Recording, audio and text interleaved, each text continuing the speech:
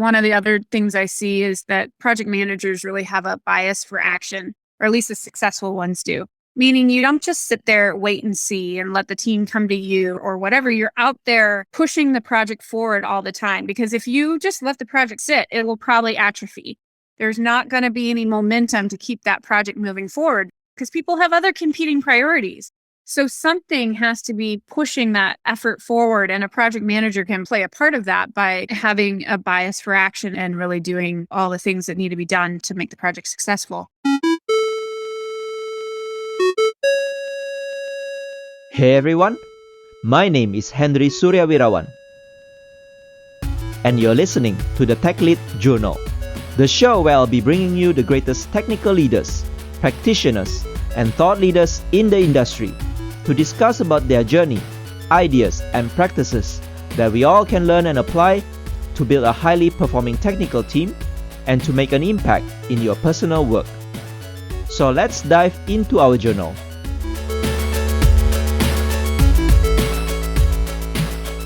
Hello to all of you, my friends and listeners. Hope that you're feeling awesome and happy today. Welcome to another new episode of the Tech Lead Journal podcast. Thank you for tuning in and listening to this episode. If you're new to Tech Lead Journal, I invite you to subscribe and follow the show on your podcast app and our growing social media communities on LinkedIn, Twitter, and Instagram. And if you have been regularly listening and enjoying this podcast and love the type of content that I'm producing, will you support the show by subscribing as a patron at techleadjournal.dev/patron and support my journey to produce great episodes every week.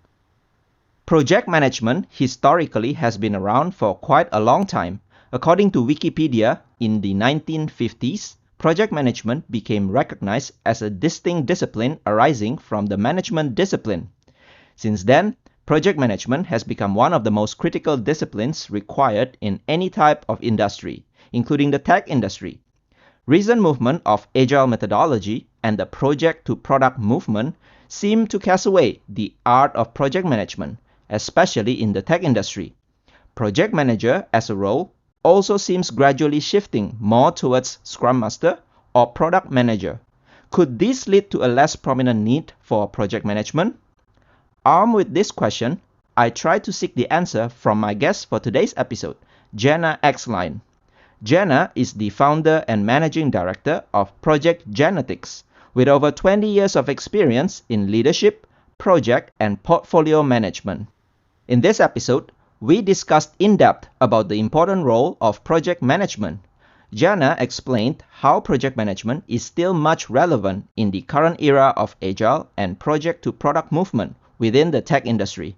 She outlined the important skill set required to become an effective project manager, how project managers can earn much respect from the team and the people they work with, and she also pointed out some of the common project management anti-patterns that we should avoid. Jana also gave her practical advice on how we can do effective status report and project escalation. Given the importance of both status report and escalation, they should not be much dreaded in the day-to-day of project management. Towards the end, Jana gave her insightful perspectives based on her vast experience of why IT projects tend to still have a high failure rate. I really enjoyed my conversation with Jana, learning my ropes about project management and how to be an effective project manager. And I personally find that the role is still pretty much critical and relevant in the current tech industry. I can give high testament in some of my recent work in my career that really benefited a lot from having a strong project manager that drove the success of the projects. If you also enjoy and find this episode useful, I encourage you to share it to someone you know who would also benefit from it. You can also leave a rating and review on your podcast app or share some comments on the social media on what you enjoy from this episode. I always love reading your reviews and comments, and they are one of the best ways to help me spread this podcast to more people. And it is my hope that can also benefit from this podcast. Let's get our episode started right after our sponsor message. Are you looking for a new cool swag? Tech Lead Journal now offers you some swags that you can purchase online. These swags are printed on demand based on your preference and will be delivered safely to you all over the world where shipping is available. Check out all the cool swags available by visiting techleadjournal.dev/shop. And don't forget to brag yourself once you receive any of those swags. Hello everyone, welcome back to a new episode of the Tech Lead Journal podcast. Today with me, I have Jana Axline. She's actually the managing director and I believe also the founder of the company called Project Genetics. She's actually expert in project management. In fact, Project Genetics is all about helping customers and people to execute projects successfully, deliver outcomes. And also she interestingly has worked in multiple industries before, like health insurance, healthcare, financial services, mining, retail, government, and so many other areas. She was also a past president of the Project Management Institute, Mile High Chapter, speaks internationally on project management, employee management, and leadership. She is also an active PMP, Scrum Master, Agilist, and so many other things. I think it speaks a lot of credibility of profile that Jana has. So thanks, Jana, for coming to the show. Looking forward to talk a lot about project management today. Yeah, thank you for having me, Henry. So Jana, in the beginning, maybe you can introduce yourself, telling us more about your career highlights or maybe some turning points that you want to share with us. Sure. Well, when I started out of university, I had a lot of jobs. Everything from catching shoplifters to making TV commercials to working at a law firm. I was really struggling finding something I enjoyed and was connected to. And so then in my MBA, I took a project management course, which I had never heard of before. But it was during that course that I realized this is the perfect career for me. Like this career must have been made just for me. So I jumped into volunteering at the Project Management Institute and building connections because I didn't have a career at that point in project management. And so needed to build a network if I wanted to ever be able to move into it. So I did that. Fast forward a couple of years, got my first project management job, and I was right. I did love it. It was perfect. As I was sitting there a few years into my first role, which is at Cigna Healthcare, I've always had a dream to be a CEO. I was listening to the CEO of Cigna speak and was like, what makes him such a great CEO is he's passionate about healthcare. Well, I'm not passionate about healthcare. So what can I be the CEO of? And so that's when I decided to break out and start a project delivery consulting company. Thanks for sharing your story. It's very interesting. So your dream to become CEO is not something about in a particular industry, but actually now is helping people to deliver projects. Speaking about project management, I personally feel that probably it's kind of like a lost art in some ways or the other. In recent industry trends, people are moving more towards agile project management, agile methodology. And a lot of people actually think that maybe it should not be called project anymore. Maybe there's not even like a project manager role in this agile scrum kind of a formation. So what do you think about all this change? Maybe you can have a little bit of perspective. Is project management a dying art? Absolutely not. I love Agile. I love Scrum. I am a Scrum master. And really what Agile does is they talk about the gulf of evaluation where the end user describes something and then the technologist hears it differently. They think they both have the common understanding, but then when the product gets created, they find out that there was a gulf of understanding. So Agile, by doing iterations and bringing the end user into the development process, reduces the risk in building the wrong thing. Love Agile. Project management is still important though, because what I find is when you start scaling Agile, what you end up having is like this black box. And the black box is where you get your user stories and you build them, and then you spit the user stories out into a product. But there's nothing that's coordinating the pieces that are on either side of it. So who's out there really understanding what the market's needing and coordinating all the activities around that analysis and around the strategy before we get into the black box that is Scrum? And then who's on the backside making sure that we've done everything that needs to ensure that this product can go to market or that we can release this new website or whatever the case may be? Who's made sure that we've talked to legal and that we've talked to the marketing team and that we've done all of these things? I think project management can work within the agile world, but they sit over top of it. You let the agile teams operate in the way they need to, but the project manager is over the top, making sure that all the other pieces that feed into that team or come out of that team are being effectively managed. So I think that's one piece. And the other thing is the trap that some people fall in when they say they're doing agile is they quit planning ahead because they're like, oh, well, we don't know what's in next sprint. Well, you're still supposed to have some level of planning and you should be estimating your epics and you should have a general idea or a hope where things will fall. And that's really what a project manager's job is to be really forward thinking. Sometimes you get these companies who've implemented agile and they become way too narrow down into just what are we doing today or this sprint. So that's the other place where I think project management is still relevant. Hearing from what you described just now, it seems like to me these days people call it program instead of project. And then since, in any agile team, there's no so-called role as a project manager. So what do you think that people these days in terms of team formation should create as a team? Is it something that someone who can help them to program manage multiple agile teams? Or is it like a specific role inside a team, be it a product manager or maybe some other team members who can actually play this role? So what do you think about all these?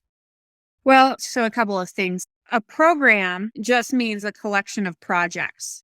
So a project has a defined scope that has a beginning and an end, and a program brings together projects that relate to each other. So for instance, you may be doing a digital transformation in your company. There could be an ERP project, and there could be a sales project, and there could be a data analytics project. And all of those things become the program, the digital transformation program.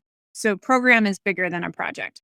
You may not need a project manager. You may need a program manager who's managing multiple Scrum teams. That's fine. But if you have multiple projects, I guess somebody's got to be looking at how are we getting from where the project's supposed to start to where it ends. Then you ask, well, could that role be taken on by somebody else? Absolutely. The problem is, or the challenge is, I've worked in places where the product manager or the tech lead acted in the project management role. And what I've seen, and this isn't going to be true across the board, but the risk that companies face is that the skill sets aren't the same. So a tech lead is very focused on what is the technical solution? Is it viable? Is it sustainable? And so they are not really caring about budget that much. They don't care about all the risks and issues, being able to look up and look out, right? They're looking down at the technology or looking at the road that the technology is on, but they're not coming up above that and seeing the whole picture. And then same with product managers. What I find with product managers, some of them are good that can be project managers as well, but some of them have so much to be managing in the relationship with the customers and managing market research and voice of the customer and all of that. Again, doing a project schedule and maintaining risks and issues and all of that just isn't where their skill set lies. So also, I think one of the latest movement in the technology world, at least as well, people say you should move away from project into products. This is kind of like a dilemma now, right? We've been talking a lot about project manager. What do you think about this movement? What is the underlying reason behind it? Where does project manager actually fit behind all this project to product movement? Well, I don't know, I guess, where the history of product management started, but I think they're both still important. And here's why. Your product has a product life cycle. You've come up with your idea, you've developed it, you put it out in the market, and then it matures and hopefully doesn't die away, but potentially does. So a product manager should be managing all of that. What does the customer need? How are we going to iterate this product? How are we going to keep it in demand? Like maybe there's a product manager, say for the iPhone, right? So what are we going to do next for the iPhone? Well, a project manager is focused on a specific outcome at that moment. They're not looking into what's the next iteration of the phone going to be. That's the product manager's job. There is to take the vision of the product manager for this point in time and make it reality for them. So I think they go hand in hand, because if the product manager is like, all right, we're going to hit a release date of September. Here's the scope of what that is. Well, now the project manager is going to go out there and coordinate all the activities that have to happen in order to make that release date. And while they're doing that, the product manager can be thinking further out ahead of, okay, well, what's the next thing I'm going to do? How am I going to get feedback on this release? How am I going to make sure that we stay ahead of our competitors, et cetera? So I think they go hand in hand. I also see it in my own real career is that sometimes, we do need this kind of role, project manager. Like you mentioned, the skill set is actually different, right? Someone who is coordinating, someone who is planning, looking ahead, managing stakeholders, especially if you have multiple third parties involved as well. So product managers sometimes may not be able to execute all this. And that's why we probably need a project manager inside. I think like what you mentioned in a product lifecycle, we do have milestones and we want to achieve a certain goal, so to speak. So some product manager probably could play that role, but sometimes when the product is probably slightly complex, more integrations, for example, I think this is where project manager probably can fit in and help the team to execute properly. Let's go to the actual project management skill set. Becoming an effective project manager is actually probably, like I said, it's a dying art. Some people may even think that role doesn't exist anymore. But what do you think are some of the skill set that is required to be an effective project manager? Yeah, I think that's actually one of the challenges that companies end up facing. They focus on the technical skill, the hard skills, as they say, of project management, meaning, do you know how to use MS Project or Jira or whatever the solution's going to be? Do you know how to write a schedule? Do you know how to do dependencies? Do you know what risks are, issues are, how to document them? Everything that gets taught to us in a project management class or PMBOK, that's the foundation. That's the bare minimum of what you need to be a project manager. But to be a successful project manager, I really think it comes more around those soft skills. A project manager, I often like to view them as the conductor of an orchestra, where each section of the orchestra has their instrument and their expertise. The violinists, they know the violin. The flautists, they know how to play the flute. They're experts in that. But the conductor is there to bring people in at the right time, because some of these have different tempos that they're moving at. So how do you bring everybody in at the right time, at the right speed to create a beautiful piece of music, right? And so that's what a project manager needs to be doing. And some of that is around facilitation and communication. How do you bring the right people into the room, the problem that you need to get solved? When the team gets stuck, what do you do to help them move past whatever is getting them stuck? Problem solving is a huge component of effective project management. And it doesn't mean that I have to go and solve all the problems as a project manager. Like, I may not be able to go solve a database problem, but I need to go make sure I'm pulling all the pieces together so the problem can be solved. I think one of the other things I see is that project managers really have a bias for action, or at least the successful ones do. Meaning you don't just sit there, wait and see and let the team come to you or whatever. You're out there pushing the project forward all the time. Because if you just let the project sit, it will probably atrophy. There's not going to be any momentum to keep that project moving forward because people have other competing priorities. So something has to be pushing that effort forward. And a project manager can play a part of that by having a bias for action and really doing all the things that need to be done to make the project successful. And then the other thing that I see where companies get into problems is when they don't have effective escalation, or where a project manager doesn't know how to effectively escalate. So they don't let people know when there's a problem on the project soon enough so that the problem can be solved. Once you've looked at it as a team and you're like, oh, we really aren't sure what we're going to do. Maybe we'll go try those couple of things and we don't know if they'll work. There should be escalation happening in communication, either to stakeholders, to sponsors, whomever has the power to bring more resources in. It doesn't have to be people, but like whether it's knowledge or whatever, but bring whatever pieces we need in to resolve the issues. So project managers can't be fearful. They have to have a lot of courage, right? They have to have courage to speak the truth in the interest of the project. I love all the points that you mentioned, especially about bias for action. Because sometimes in an agile team, we do need someone to actually push the team forward, push the thing to get done, right? And I think the bias for action for project manager or whatever role that is within the team is actually very important. The last point that you mentioned about effective escalation, I think sometimes the team probably is not able to find out like when should we escalate and when we should not. I think too many times it gets too late and the surprises came at the end and the project soon become at risk before it gets delivered. Before the show, we also talked a little bit about effective project manager, and you come with one point saying that a project manager should also understand the purpose of the project versus executing checklists. So maybe you can elaborate more on this, why project manager needs to understand the purpose. And that's another thing that Agile is a big proponent of, is bringing that vision and ensuring everybody understands the vision of what the project is or what that sprint is, what the epic is all the way up. The reason Agile pushes that so much is because if we understand what the end state is going to be, we can figure out if we're not on track. If I, as a project manager, just has a checklist that I'm working off of, I know if we're on track or off track to the checklist, but I don't know if we're on track or off track to what the objectives of the project is or the vision of the project. So it's really important for everybody to understand where we're trying to get to with this initiative so that anybody can raise a flag and say, hey, I don't think we're going to hit the mark. I think it's a good point that you should know whether you're on track or off track of the objective as well, not just the checklist, the Jira, or the items what you need to do. Moving on to the next section is about whether the PM is actually a leader or just a coordinator. Should a PM be also a leader in the team? Oh, absolutely. Like, they are the leader. What I mean by that is, so if you have a project coordinator, all they're doing is taking minutes, recording risks and issues, updating the schedule, very administrative. I mean, a project manager is out there championing for the success of the project. They're out ensuring that all the stakeholders are engaged, that the sponsor has what they need, that we're on track to getting the outcomes that the sponsor expects, facilitating the team.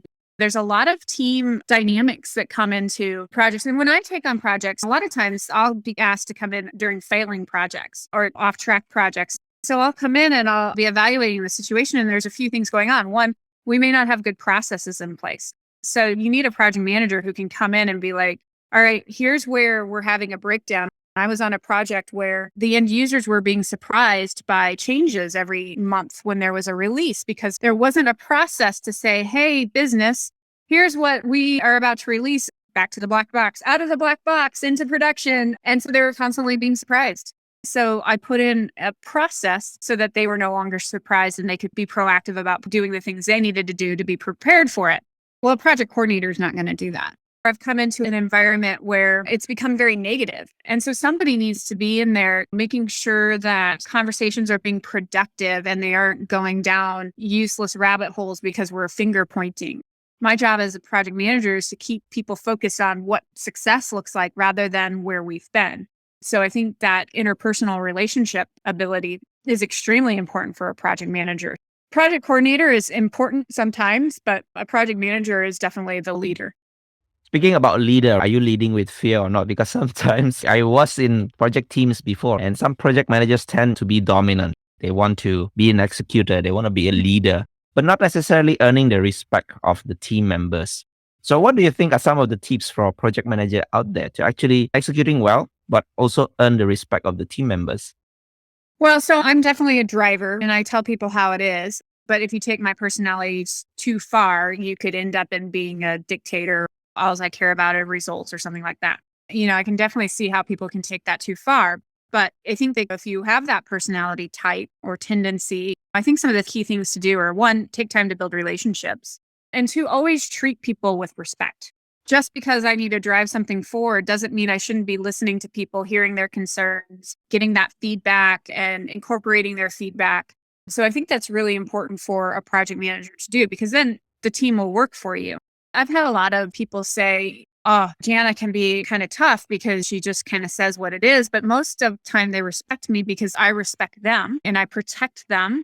If the leadership starts to get on their case about something, I'll do my best to protect them and take those blows. Because of that, in protecting them, the results of what I get, people respect me. I'm not looking to be liked, but I'm looking for people to respect me so that I can, quote unquote, lead them. But I do that through how I treat them. Yeah, I think the key thing here is mutual respect, mutual trust with each other.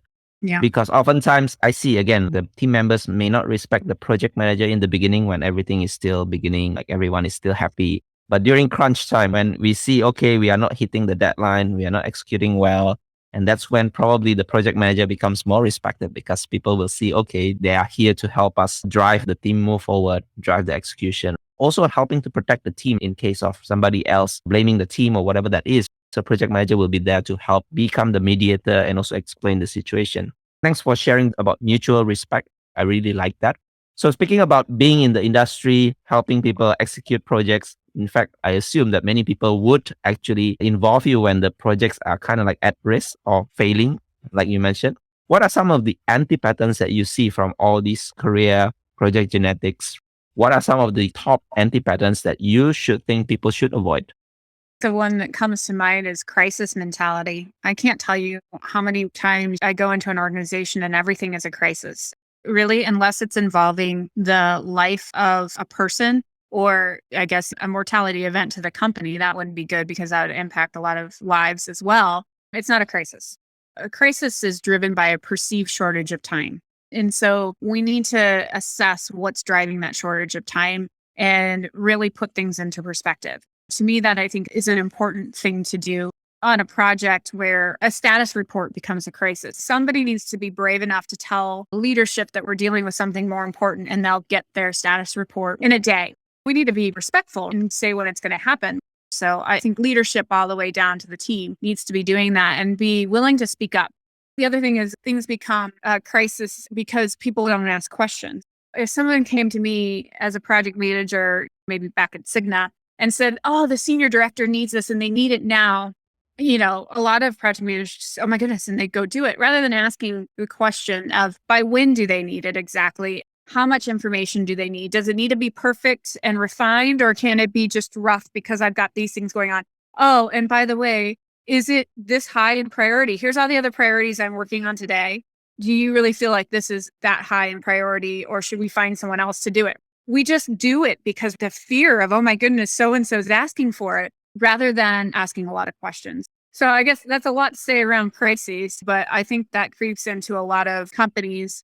The other thing I see project managers do is there's this balance with project management of getting into the weeds and really looking at the details, but then lifting your head up and looking at the horizon. I took over a project because the project manager, he really wanted to be a technical person. And so when technical issues came up on the project, he would be alongside the architect trying to solve them, like actively be part of the solution. Well, because he was tying himself up in that, he was missing the fact that the budget was blowing out, that we weren't going to make timelines because all these other activities weren't happening that were supposed to be happening simultaneously, et cetera. So he's way too focused in the technical aspect rather than looking down, looking up, and making sure you understand what's happening at the moment, but also where we're headed. It's like when you drive the car and you look down at your speedometer, you look up out the window and you glance behind your mirror. Your eyes are always moving when you drive a car. And it's got to be the same with project management. I love the first point that you mentioned. Everything is a crisis because these days people seem to have this pressure of delivering on time perfectly well. The team also knows what to do. I think it's kind of like difficult, right? Especially if in the mindset of agile, we probably want to iterate fast and also be able to execute without actually fear of being like a failure, because failure to them is actually an experiment. But people seems to also have this traditional mindset where, yeah, I have all these projects, I want to get it done perfectly. Still, that kind of bridge is missing. And I like the point about status report. So speaking about status report, I think this is still something that is predominantly out there for traditional companies, startups out there, especially as they grow large, right? Because they don't know what is actually happening inside the project. And a lot of management asks for status report. So what do you think we should do to avoid this bureaucratic status report telling management, this is what we have done? Is there anything that we can do to avoid or minimize that at least? Oh, well, I think status reports are important, but I think there's a lot we can do with AI to reduce the impact that it has. Because, I mean, really, as an executive, you need to know what's driving your strategy forward. So your projects are part of that strategy, and you need to know, are the projects getting done? Where are they at? Especially if there's market commitments around them, et cetera. So like if the CEO of Apple doesn't know where the iPhone 14 is in development, he may not know how to be providing the right tools and resources and whatever to make sure they hit their September 2022 or whatever it ends up being. I mean, I think status is critically important, but I think where leaders need to rethink things is not always asking for things in 20 different ways. And that my example earlier is what happens is like all the data's out there, but now it's the flavor of the month of how they want it to look. So that's the problem on the leader side. But then, for general, where is status reporting heading? Well, we need to do more with automation, right? So how do we pull together the tools, whether it's Jira, Microsoft, whatever that the project team is doing, and make it a one-stop shop for all the information that's needed? How do we make sure that the budget's tied in? How do we make sure there's a repository for risks and issues? Then all that data gets pulled together and then served up, whether it be through BI or dashboard, where people know what's going on for the whole project. Jira would be limited because it won't tie all the way back to the strategy. It won't have all the elements. Now, I haven't used the new Jira project management. I'm not sure that it has the risks and issues tracking. So we need to be using AI to pull the data from wherever these things get listed and tracked and serve it up, so that all the project manager may have to do then is once a week, tie it all together in a summary, 2 or 3 lines that summarizes the state of things, but then all the data is just automatically served up. Yeah, I'm sure automation can help a lot. And the other thing you mentioned about the cadence itself, I think the discipline must be there to actually execute it at the right time so that you actually don't take orders from the top. Hey, can you give me status report? But if you have a good cadence and you're disciplined enough to execute status report, I think that's also a key, in my opinion, from my experience, is that, sometimes if the cadence is not there, people miss sending the status report. That's when actually things become more complicated, right? Absolutely. The other thing about speaking about effective escalation before, I think that's definitely one area that project managers sometimes tend to escalate late. But what about too many escalations and actually leadership always have to come down and help the team? So what do you think about this? Well, so there's two factors to that. One, you've got a problem where project manager needs to make sure they understand when things need to be escalating so that we're only escalating appropriate things. So that goes back to being a leader. But the other problem that can happen is that a lot of escalations can be a sign that your project manager is leading the project. So if everything gets to the point that it's an escalation, it means that we're not doing the things that need to happen before that. The only thing that should be getting to the executives are when the project team doesn't have the resources they need to solve the problem. If all the resources there, they should be solving the problem themselves. But if maybe it takes special expertise that we don't have, or we need more funding, that's the only things that should be going up to the leadership. Otherwise, the project manager should be facilitating and helping the team get to the solution. What about if the project is at risk for whichever reasons? When do you think it's a good time to escalate?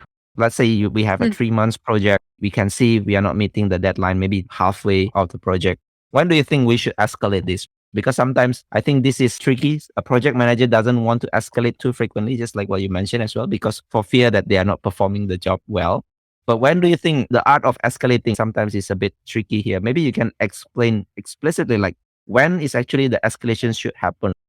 Anytime you're going to get off of scope, schedule, or budget. But it's how you do it that's important. The term escalate very much sounds like we're putting something forth that is a crisis or is an emergency. And we don't want to do that. What we do want to do, though, is make sure that we have awareness, because if we don't make sure that there's awareness, it's going to turn into a crisis. So the second that we're a week behind now, that should start being in the message like, hey, we're a week behind. Here's our strategy to get back on track. And then the next week, oh, now we're 2 weeks off track. Our strategy's not working. Now we need leadership intervention or whatever. So I think the communication needs to be there as soon as the project is off track within some sort of tolerance, 5%, 10% tolerance, depending on the risk tolerance of the organization. It should be communicated, but then it should be truly escalated as in, I need your intervention, is when you're off track with no plan to get back on track. And we use colors for that. So if you're off track, but you have a plan, a viable plan that will get you on track, we call it yellow. But if you're off track and you don't have a viable plan to get you back on track, that's red. But the executives need to know about it while it's yellow, because if they get surprised, there's going to be a whole bunch of, well, how did we get here? Things that waste time, because now they have to be caught up to where we are. Speaking about all these color coding, is there any kind of like technique tools that you normally advocate to your customers about unique project management, not like Jira and all that, we all know about it, but something like this yellow coloring? Is there any other techniques or tools that you normally advocate? No, I mean, I really think that the foundational tools that are provided are good. I think the color coding for the various areas of a project gives people a way to see things at a glance. I think just having really clear and concise status reporting is important. I think you've got to have tools, though, that fit the project. One of the things I see that I go into organizations and they've got tools, they have project managers, but the tools are more for everybody else. So for a good example would be like, again, I haven't seen it recently, so maybe it's changed, but ServiceNow is a pretty good tool for technology people who are responding to tickets and things like that. But from a project management tool, it used to be very clunky. Well, you're not giving a tool for the user who's going to use it. And so then it requires them to do a lot of workarounds to get the information they need, or a lot of extra effort. So companies need to really, when they're selecting technology tools, look at what's our objective and which tools, whether it's one or a combination of it, is going to get us to that objective. And don't be afraid to go with 2 tools or something and do integration. I know you said not from a software perspective, but I do think that's important. On the other side, I really think the base things, though, of the project management discipline are important. What's our risk register? What's our issues register? Where are we recording decisions? Do we have a project schedule? Do we have a budget that we're at least tracking on a monthly basis that's accurate? And then we have our status reporting. I don't think you should overkill it. There's some organizations where they have a project management plan that's 100-page long for a project. Well, nobody's going to read it. So things need to be simple enough that people will actually use them, but complex enough that it's reaching the objective of why it exists. I do agree that the administrative stuff should not be too overburdening, that you like crippling yourself not to be able to do the actual work versus delivering the status report itself. Mhm. Agile says working software over documentation. I think the word's comprehensive documentation. So it's not about not having documentation. It's about, do we really need 100-page system requirements specification, or is that overkill? I think that's why Agile says that, is like, hey, we can get to the point where we're so focused on these interim deliverables that we miss the most important in deliverable, which is the working product. Thanks for clarifying that.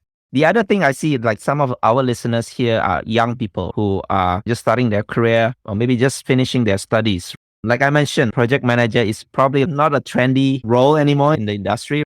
What would be some of your tips for these people who maybe like you, they know they can see project management is for me, this is what I'm good at, but somehow the role seems going down in the industry. What do you think are some of the tips for these youngsters? How should they pursue about this project management career?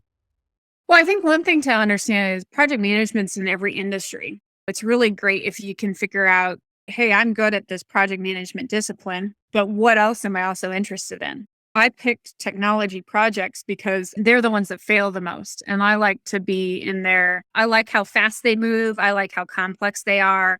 I like that it's very dynamic and we have to keep going. But project management is in making movies. Like a movie is a project management, is in building roads and all of these things. So figuring out where your interest is, and as well from functional industry, knowing that then I can go apply this project management discipline, it'll be great for you because then you're passionate about project management and then you're passionate about the field that you're working in within project management. So I think that's a great thing if somebody does that. The other thing I think is really important though, I highly value volunteering.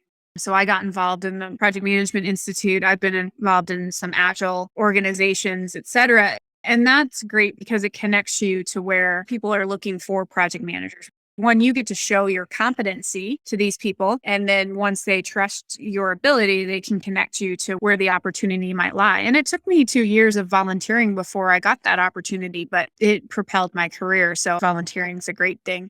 And then the third thing I'd say is just diversification. Project management as a term may be dying. I don't know if I completely agree with that, but it's not as a discipline or as a practice. And so what complementary skills can you get that will help augment your ability, whether it's agile certifications, which I have tons of those, or go get a product management certification or go study architecture, because architecture kind of, in my mind, a similar way to the way a project manager thinks.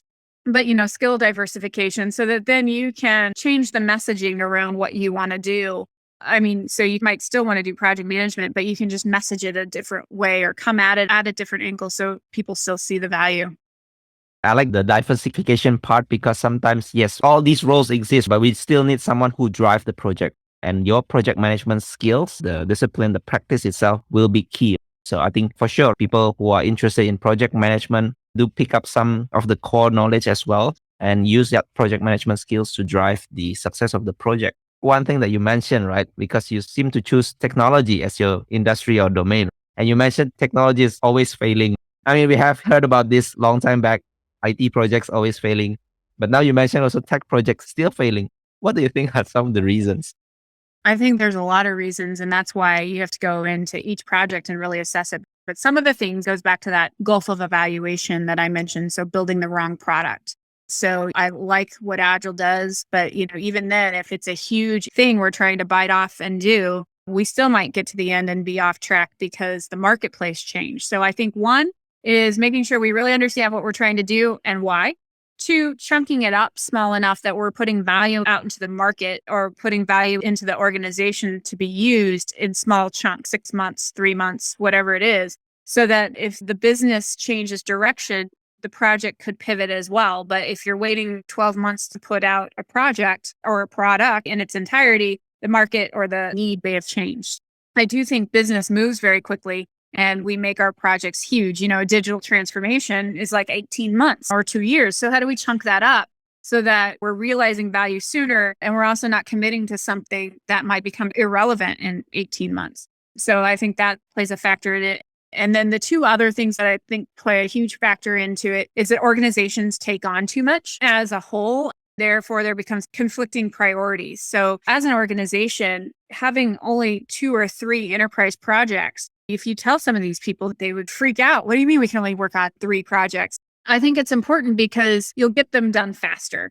anytime you have a portfolio of 40 projects that have to get done in a year, what's the likelihood you're going to do that if you start 20 of them at the same time? The organization needs to focus getting them done quicker and get them right, and then move on to the next thing. And then the final thing is, I think companies just underestimate and understaff projects. They really aren't realistic about what it's going to take to get it done. So again, if we put that focus on it, we commit our resources, both people resources and economic resources, to a really small pool of projects and get it done, I think they'd even find they'd save money over time. Money in the time that people spent, but also just money in reducing waste and rework. Thanks for sharing your perspective on this tech project. Yeah, I think we still have a lot of things to work on before actually tech projects become always a success, so to speak. So it's been a pleasure, Jana, talking to you about all this project management. I know we could go and on about all these classical project mistakes and all that. But unfortunately, due to time, we have to cut it short for now. But before I let you go, I always ask this one last question to all my guests, which is to share about 3 technical leadership wisdom. But you can also call it project management leadership wisdom. So what will be your 3 technical leadership wisdom? Yeah, well, I mean, I think it applies to the technical world. There's a few things. One, always be growing. That really is the key. We can always be looking at how to do things better. In Agile, it's the retrospective, and that's how the team's operating together. But how is us as an individual? I'll leave a meeting and be like, oh, I was a little snippy. I need to work on that. How am I improving as a person to make sure the interactions with the other team is more important? So I think that growth mindset and a focus on growth is extremely important. Second is really learning that in order to succeed in the world, which tech is part of the broader world, is those soft skills are really important, and they need a lot of attention around how do we communicate more effectively and how do we really work on our team dynamics and improve that. So that would be number 2. The third one for me maybe is just always kind of having some sort of vision for your life and your career. So it doesn't mean you have to know all the steps to get there, but really when you look back on your life, what do you want to have achieved? What do you want your life to look like? Some people that's money, some people it's flexibility, whatever those things are. Really think about what you're after, and then just make sure that all the opportunities that you take are moving you towards that, so that you don't end up 20 years into your career and you're like, well, I'm still doing the same development job and it's kind of boring. My tech skills are starting to get outdated because I didn't move with the time. Whatever it is, you don't want to end up there. And I think having a vision would help. Spoken like a true project manager, having a vision. So yeah, I do love that actually, because sometimes personally, we tend not to have vision. Like we just cruise along and hopping between jobs and career, but actually without having a one unified vision. So thanks for reminding us about that. So Jana, if people want to talk more about all this project management, follow you online, is there a place they can find you? Yeah, so LinkedIn's great. I'm pretty prolific there. Project Genetics has a handle on Instagram, or you can go to projectgenetics.com and find out more about our company and listen to our podcast. Right. So thanks. I'll make sure to mention all that in the show notes. Thanks again, Jana, for your time. I hope you are saving more and more projects in the world that needs to be saved. So good luck with that. Yeah, thank you for having me, Henry.